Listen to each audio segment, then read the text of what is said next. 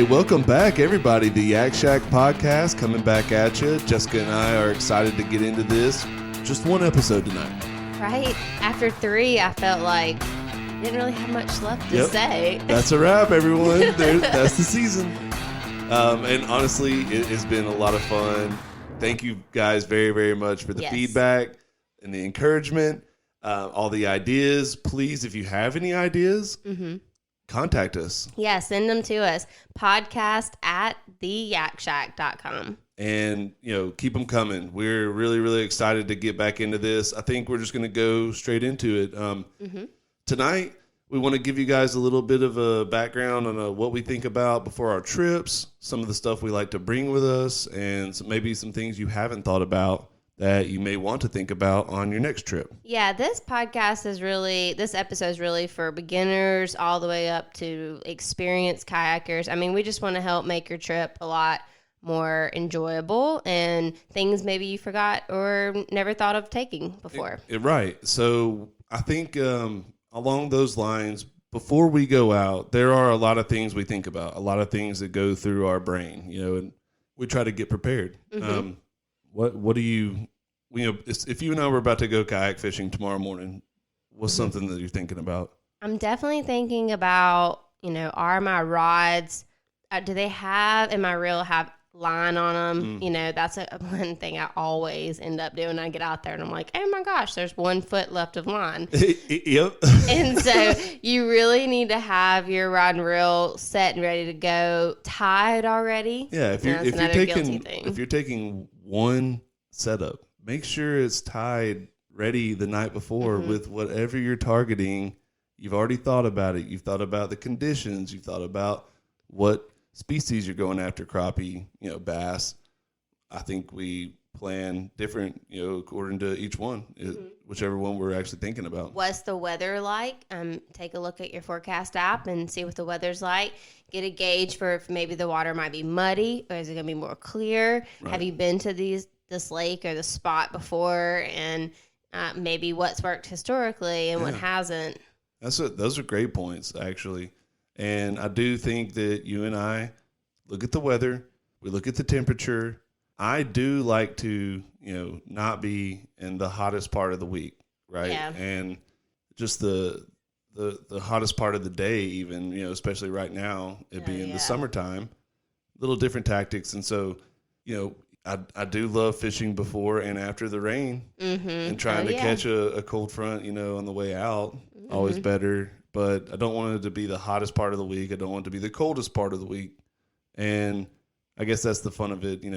A lot of the times is, you get what you get. Exactly. You're going to go fish and you got one day to fish. So. You can prepare, though. You can prepare for those conditions. And so having the right setups ready to go, fresh line on it, or at least retied if you have fairly new line on your rods. It really does save a lot of time on the water, and it does reduce some headache before you go, and just think about all the scenarios. Do you want to take multiple setups? Do you have a few rods, spare rods? Do you have enough room on your kayak? Can you take a lot of gear?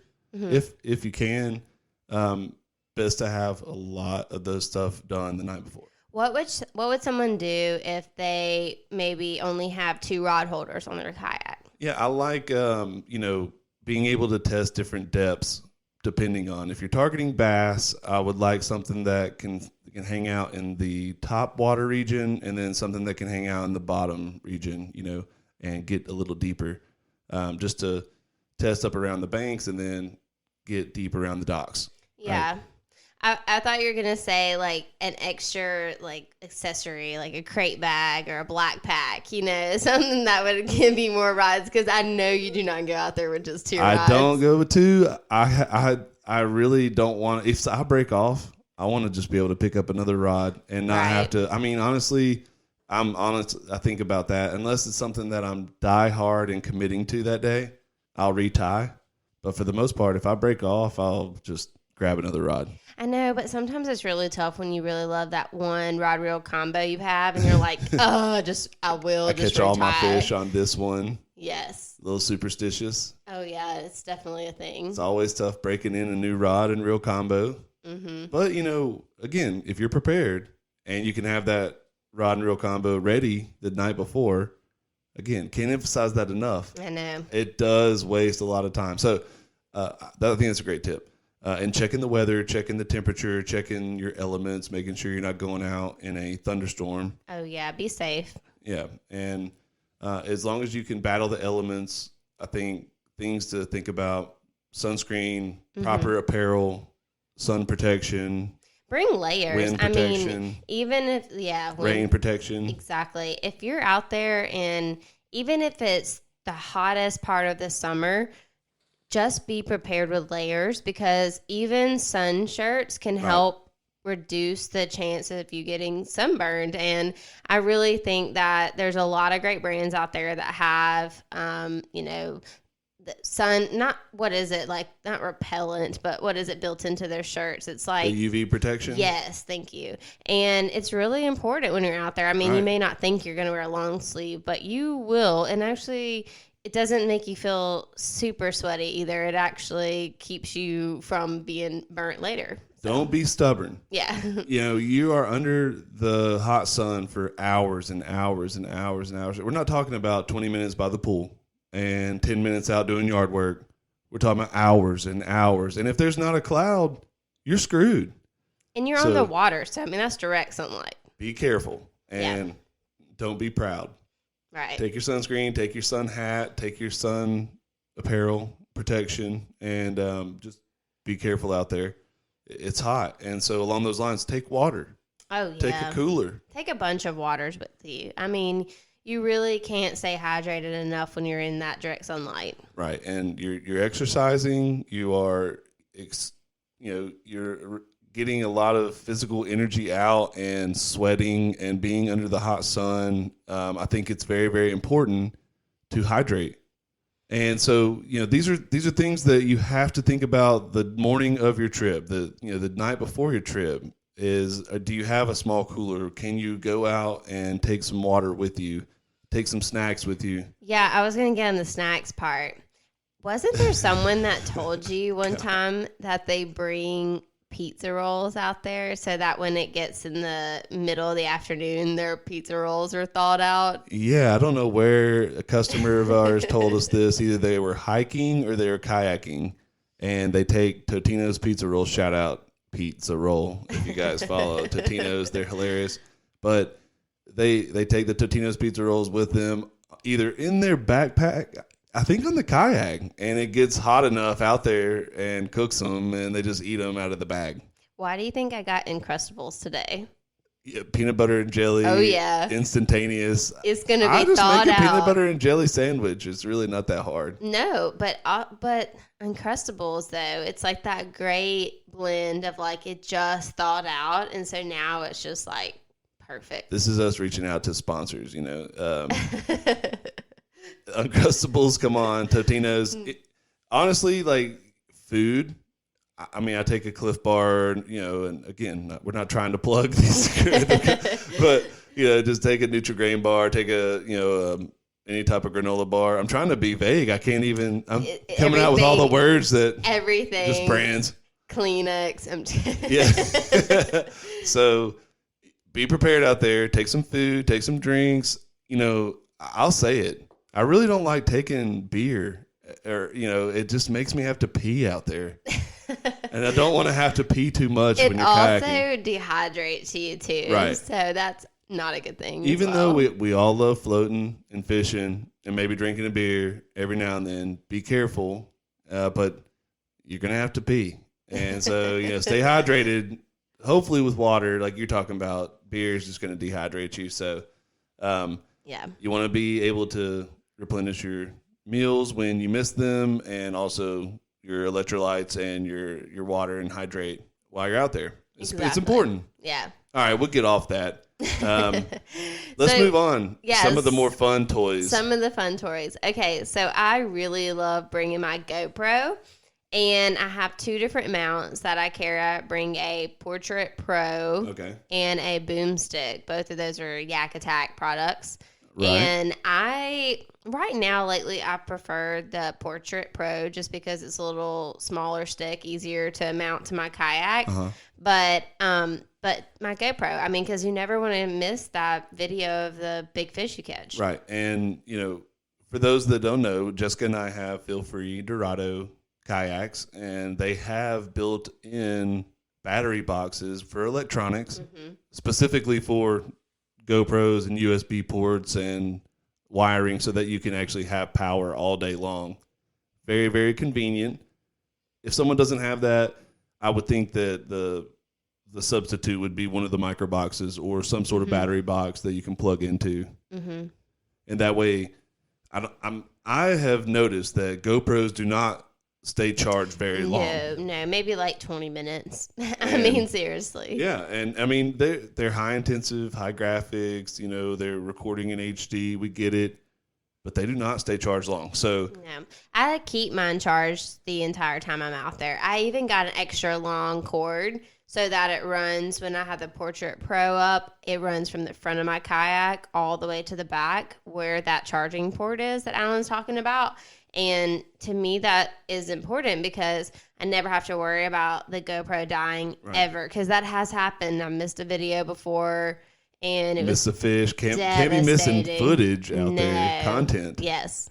So yeah, I think that is very important for a lot of our listeners that want to run electronics, want to capture content out on the water, and you need to be prepared unless you just automatically know exactly when you're going to be catching fish to hit record and turn everything on. You're going to need to record constantly, and be prepared. So I think having a good battery or good battery option is smart. I even like to clear out, if you are using a GoPro, clear out your footage that you have on your GoPro before you go out there, because the last thing you want to happen when you're on the water is not enough space on your memory card to keep more videos, and that's important as well. Right, and I think this is great. This is really good. We're really kind of along the same lines. You're thinking about footage, you're thinking about your content. You've got some really good videos out there, and on our YouTube channel, you got to check them out. But even though you've caught some, there's some that we've missed. There are some, yeah. And you see the ones that get away. And guys, bring a net with you. If you're kayak fishing, bring a net. Have a net right there, very, very accessible. I'd always take mine. You have yours. I do. Yours floats, mine floats. They're all very, very resilient, but big enough, long enough to snag a bass very easily. And I actually have a floating net. I believe yours is floating, maybe. Right. I don't know. Yeah. But I have mine in the bow of my kayak, and that way I can literally just grab it right in front of me when a fish is on. Yeah, and you don't want to be in a situation, need it and not have it, right? That's gonna happen. Right. If you don't have a net, you're gonna need it and you're not gonna have it. So just take our advice. Bring it with you. Yeah. You will thank us later, because if you hook a 8+ pound largemouth bass, don't try to bait flip it. Just please. Let's get the footage. Let's get the content. Let's not have the heartbreak stories.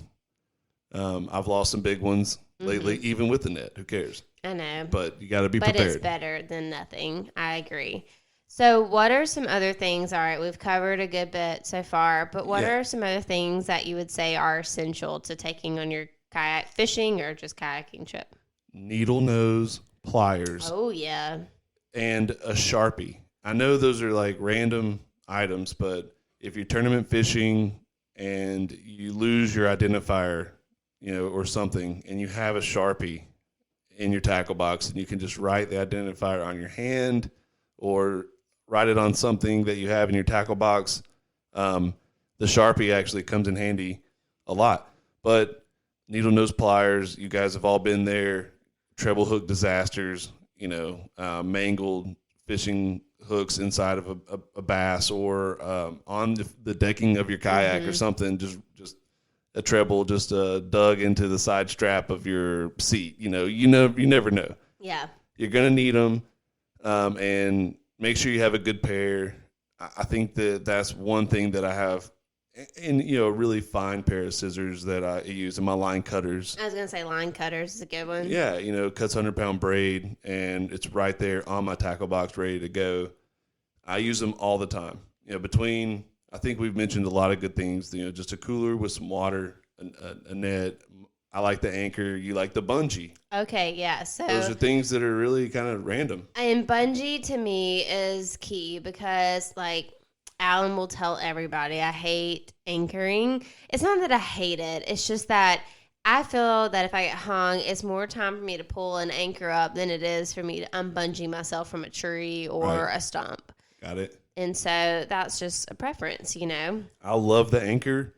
I'd never have a problem with mine. I love taking it with me. I feel very stealthy when I'm able to stop and be quiet and let the fish kind of forget about me for a second. Well, we did learn that from a tournament recently, that if we just stay put for a few hours, we'll catch more fish. Sure. We were moving too much our first few tournaments, and we finally realized what we were doing wrong. Be patient. Yeah. And stick to your plan. If you're in a good area at first, even if the bite's not on immediately, and go with your gut, I feel like, and really stick to your guns on a certain area. And that just reminded me, so I bring out a fish finder as well. Yeah. When I go out there. But you know what I will say is don't rely 100% on it. Yeah, your sonar is important, but you can't be too focused on it. It's your partner. It's not your fish. Like, it's not your only means of finding fish. It's your partner in crime. There's a lot of time too where we get to an area and you just look at it, you're like, it's too shallow, or I don't feel like there's fish here. There's not a lot of cover, but I do confirm it with you a lot because I don't have sonar, so I look over at you. Sorry. Yeah. Hello. Hey. Are you seeing fish? What's the temperature? Tell me. I'm eventually going to get Jessica a better grasp so that way I can get her hand-me-down. My hand-me-down. I'll take it, though. I mean, it's good for, like, right now. I mean, the water temperature, the depth. I mean, those are important pieces. Not always do I rely on it like I used to, though. Right. And it's a lot of fun. Every advantage helps. So I think that, between your GoPro, your fish finder, you need a battery. You need electronics. Well, yeah, if you're going to run all these things, you definitely need a battery. And your kayak has lights, so. Right, so you're probably going to want to go like I do and get a lithium battery instead of a lead battery. It's way lighter. They usually last longer and hold a better charge as well. Yeah, they're smaller, they're denser, they are lighter, they're more consistent, and just the new technology compared to the old technology, lead acid, just bigger, heavier. And I think that in the kayak world, it's always nice to get smaller, more compact, lighter, more durable, more consistent. So that's where we're at. We're seeing a lot of amp hours now on these smaller lithium batteries. It's pretty cool what they're doing in the kayak world right now. Right. Amped Outdoors and Impulse Lithium, both great partners.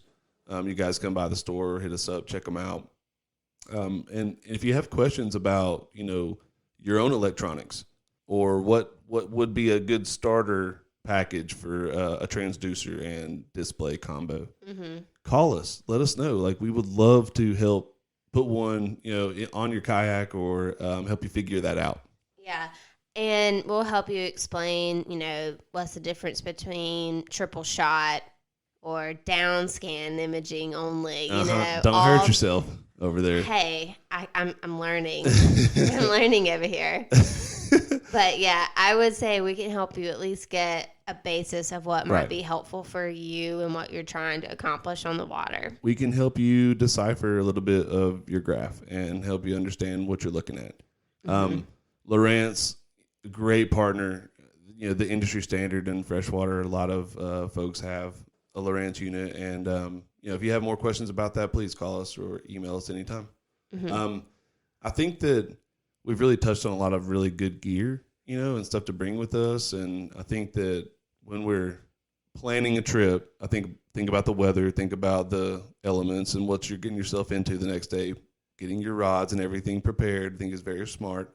So when we're out there and the fish aren't biting, nothing's going your way, and you want to switch it up, what's one of your best, hey, I'm going to change it up. I'm going to just try to do something a little different. What's something you would do out there?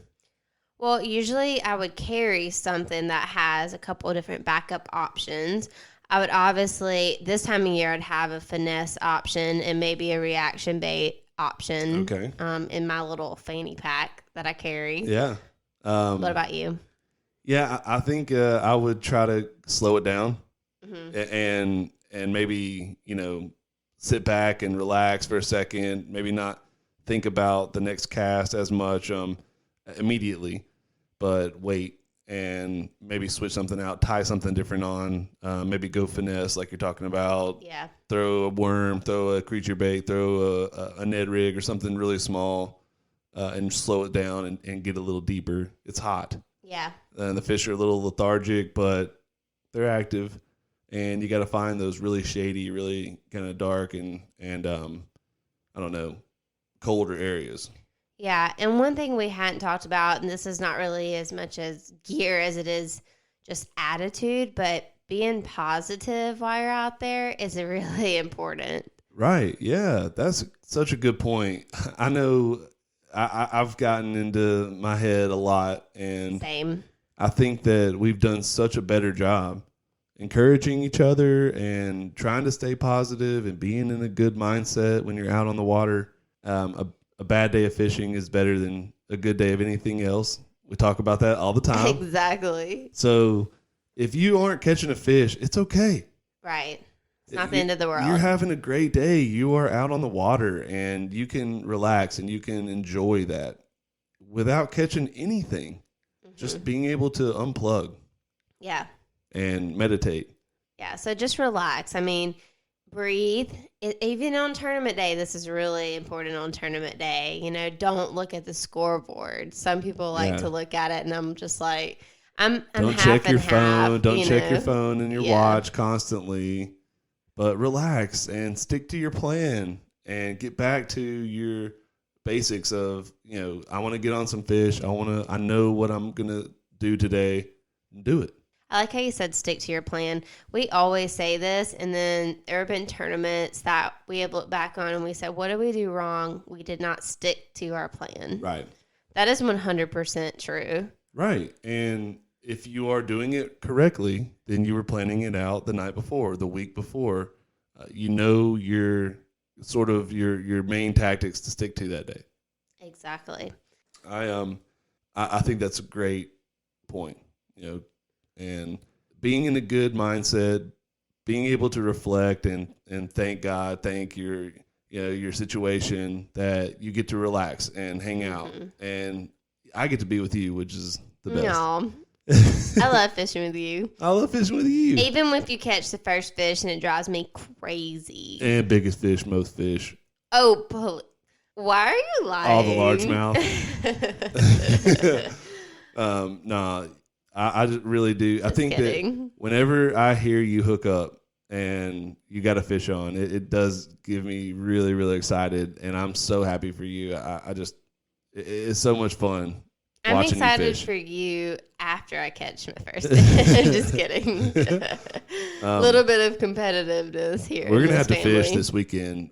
We've been talking to a lot of kayak fishermen and women and anglers from all over the country the last few weeks. The Kayak Fishing League, KFL, is in full swing. I'm glad you brought that up, yeah. And we just want to shout out to the Alabama Hammers and the Indianapolis Knights.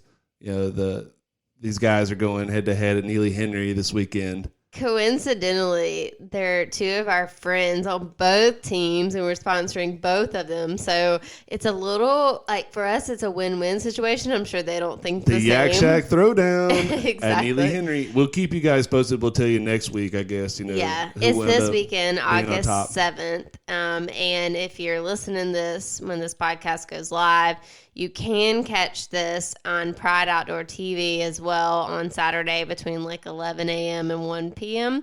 But if not, then, maybe you can catch some replays later. Yeah, and so the Knights and the Hammers are going at it at Neely Henry. And so just kayak fishing in general has been so much more top of mind this year with local tournaments, with the national circuits, and our local chapters. We've been involved with a lot of tournaments. Yeah, it's really nice to see how much it's grown. I know we got into it when it already had been growing, but we were just, hobbyists of the sport before we had the business. And then now it's really getting, TV attention, professional attention. It's getting a lot of attention from bass pros. I mean, it's really people cool. Coming from the bass boat world into the kayak world, big time sponsors, picking up on kayak fishing and kayak bass fishing, specifically. And it's just so much fun. So you guys go check out KFL, go check out a lot of the local circuits and, some of the Bassmaster stuff that they're doing with, the kayak leagues and some of the tournaments that are still going on. We will keep you up to date. We'll let you know what's going on in the world of kayak fishing, as well. And hopefully we get fishing ourselves this weekend. So we need to go out and fish. Big time. It has been a little bit of a last one I caught was at ICAST. No, I'm kidding. I think I caught one at the lake.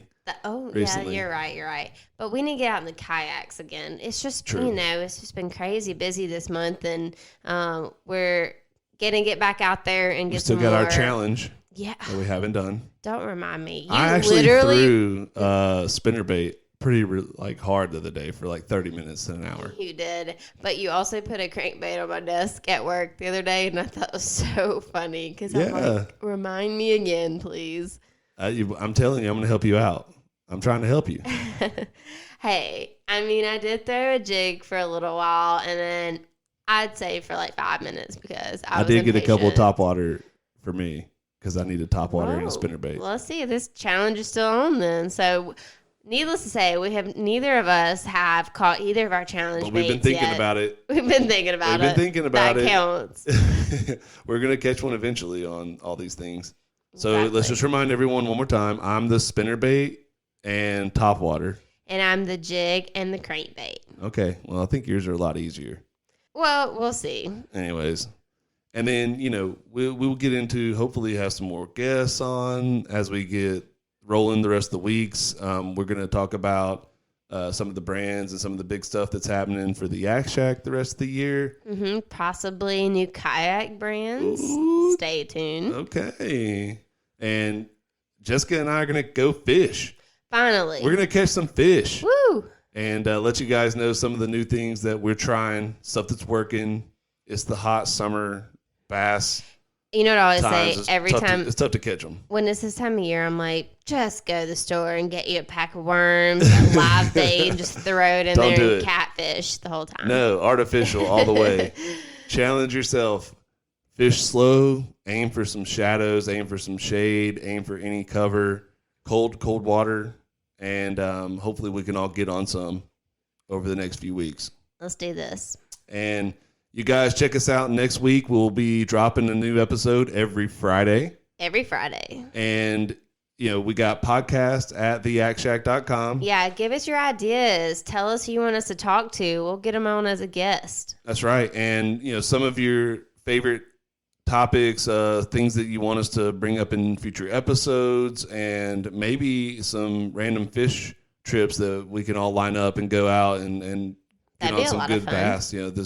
Yeah, absolutely. And the rest of the year in Alabama. We have a local tournament coming up soon, too. So, we'll be able to talk about that as well. So, just more and more exciting things always. That's right. Well, thank you guys so much for tuning in. This has been the Yak Shack Podcast. Alan, Jessica, signing out. See you guys next week. See ya.